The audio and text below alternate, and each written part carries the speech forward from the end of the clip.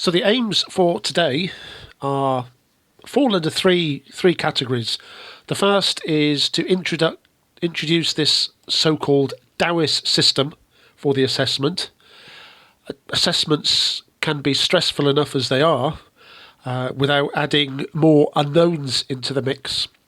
So the goal today is to meet this system so that there's nothing mystical or magical about the name, and we will give you plenty of practice using this system before the real assessment comes along, and it's easier to let you practice the system than it is to talk about it anymore.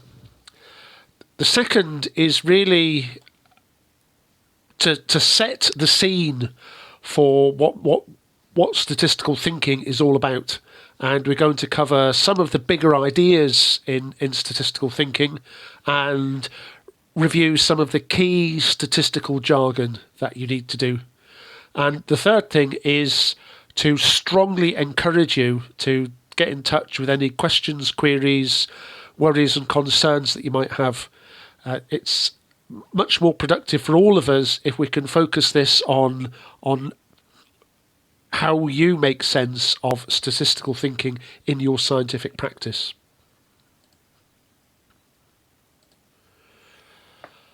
One of the big scientific ideas is the idea of falsifiability.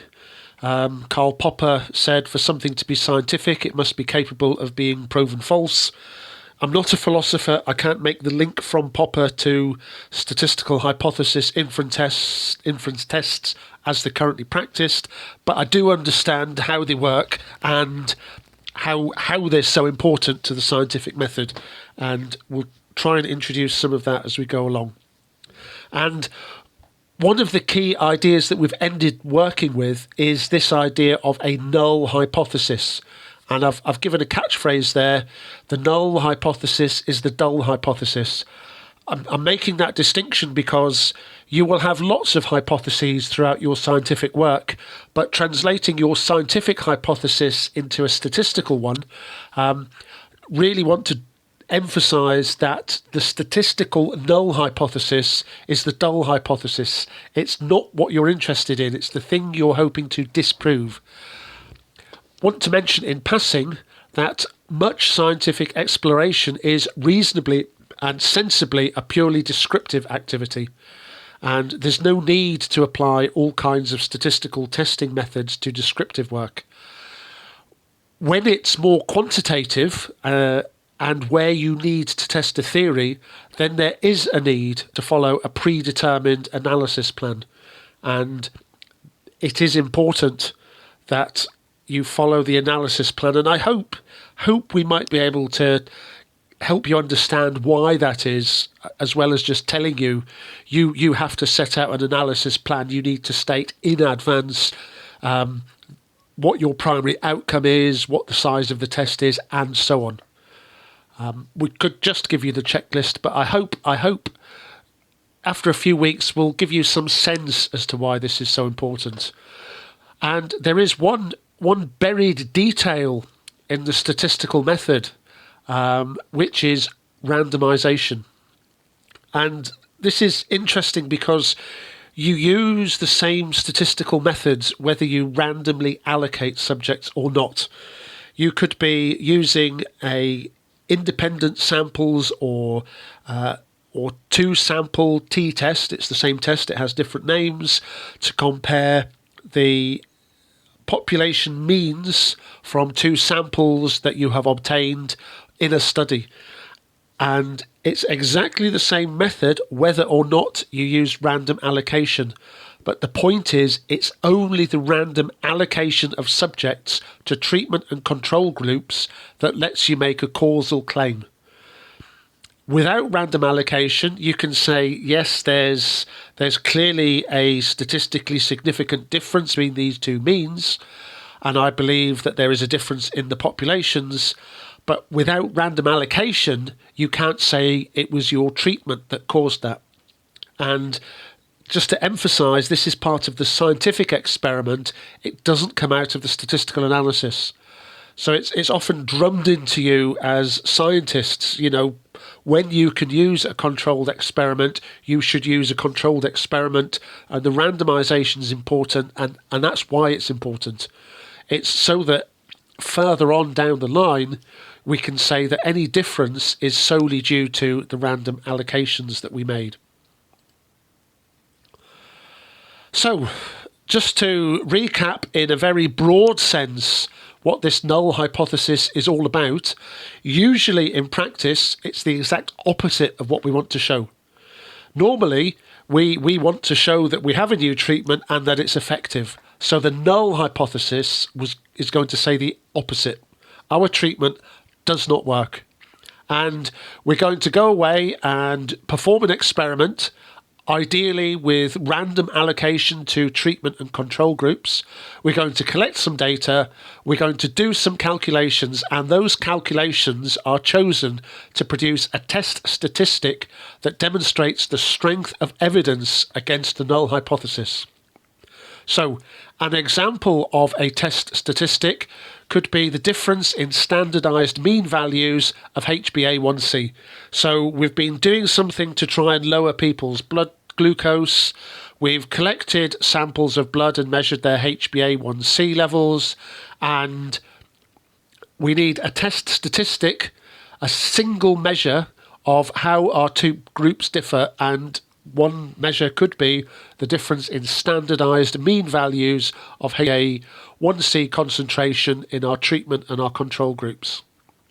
Now, if the test statistic exceeds a critical value, we reject the null hypothesis, and all we have to do then is worry about how the critical value is chosen.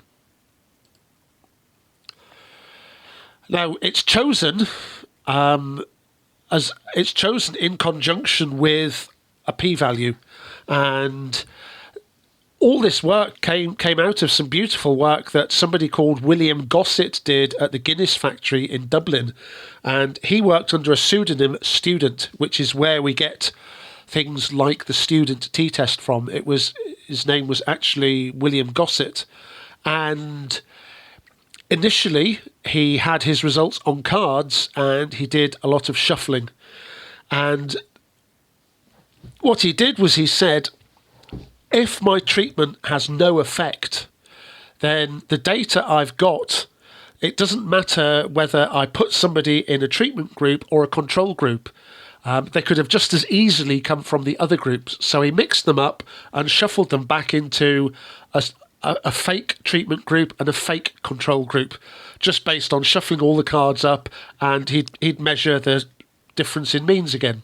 And if the null hypothesis is true, that's perfectly valid. You can shuffle the card labels, same data points, but give them a different group label, and you get a different group differences in group means every time you repeat this.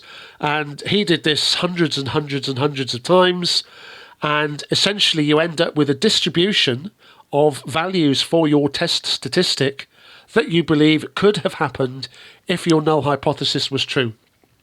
And basically, you end up stating that if your original observed test statistic is very unusual, given the null hypothesis distribution, you reject the null hypothesis.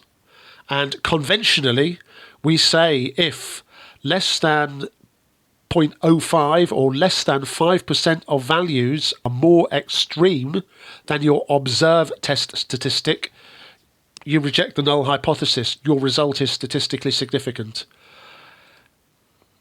Now, we did a computer simulation in the lecture. Normally we do this a little bit more in a slightly different way. The best we could do in a computer lab was a shuffling experiment where we took 5 values from a treatment group, 5 values from a control group, and shuffled them and shuffled them and shuffled them and shuffled them, split them into 2, calculate the distribution in means, and we obtained the histogram we see in the plot here.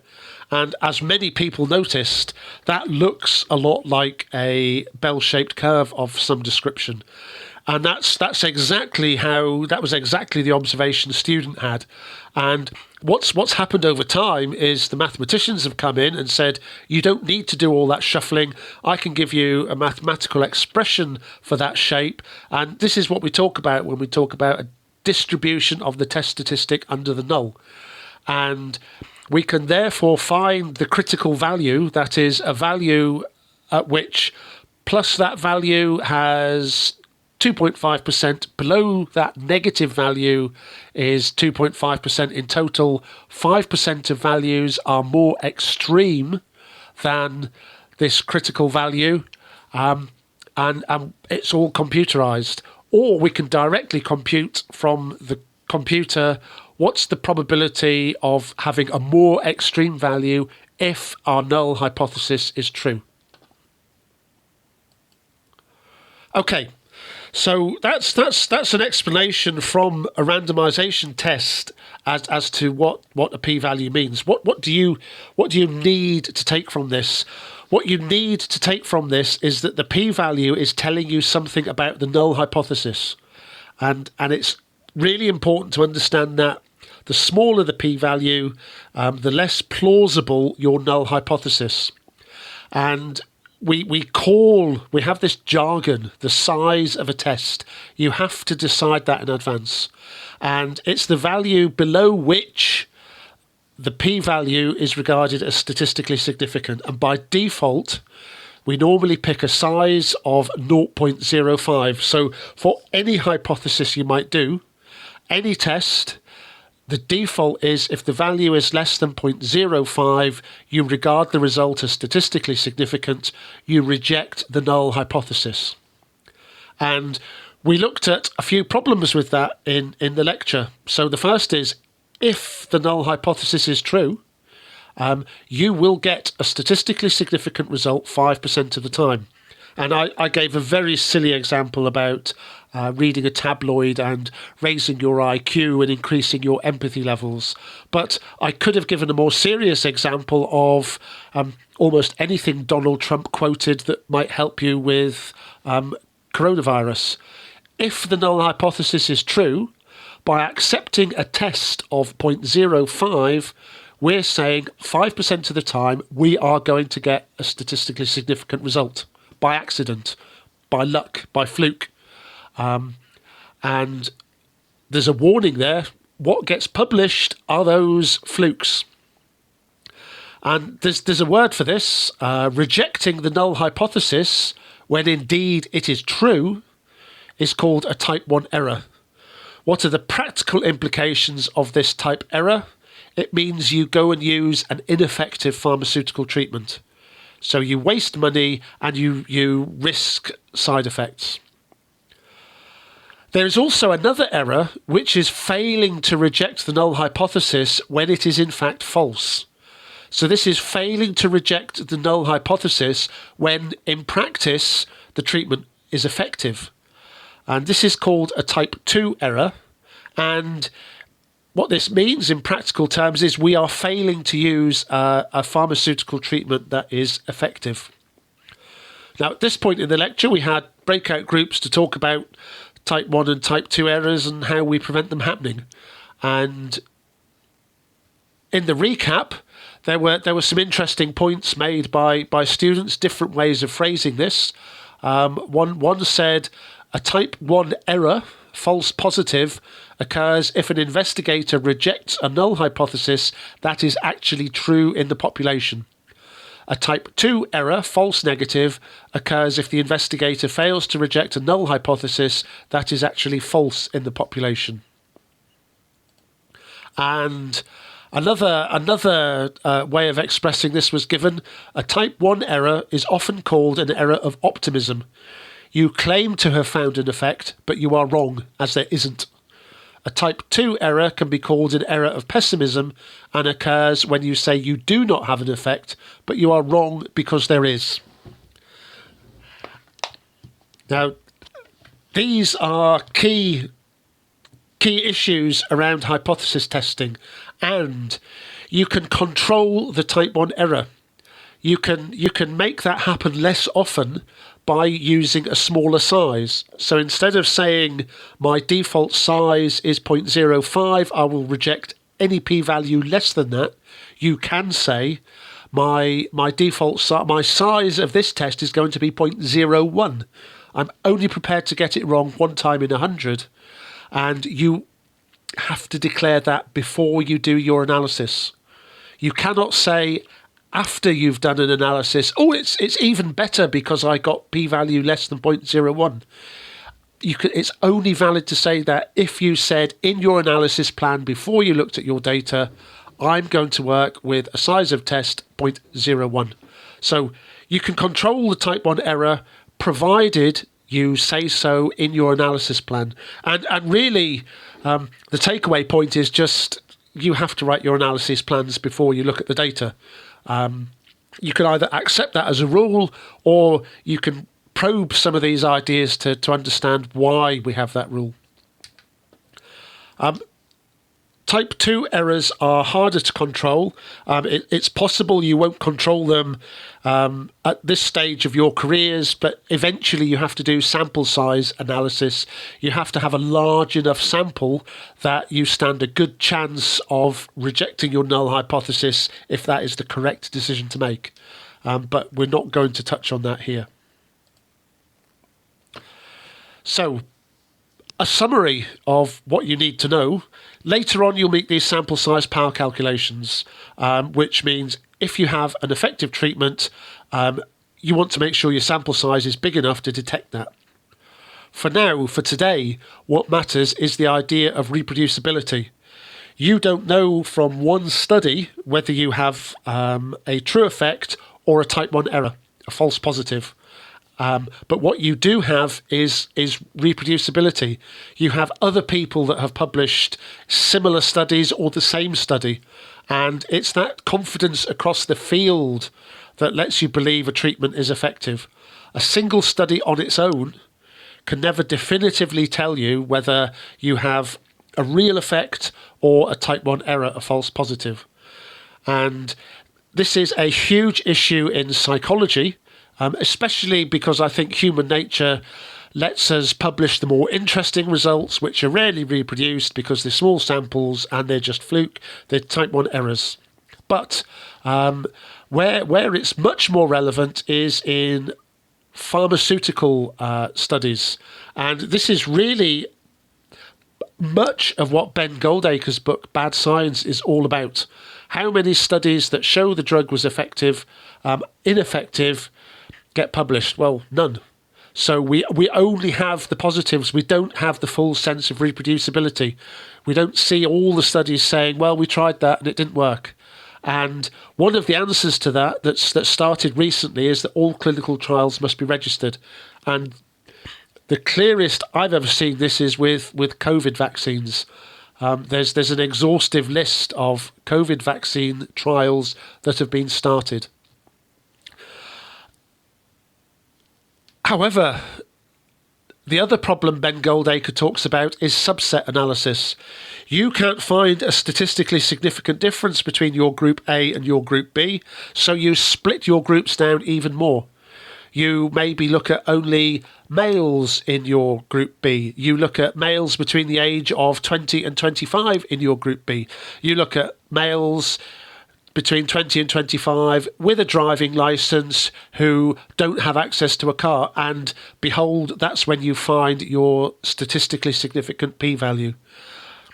And again, it's a real problem throughout all of science, and the cartoon here is meant to illustrate the problem. It's called the Texas sharpshooter fallacy, and the picture given is of a king doing archery, and you can see he's fired a number of arrows in a wall, and he's had a serf go and paint targets on the wall after the arrows hit so that every arrow is a bullseye.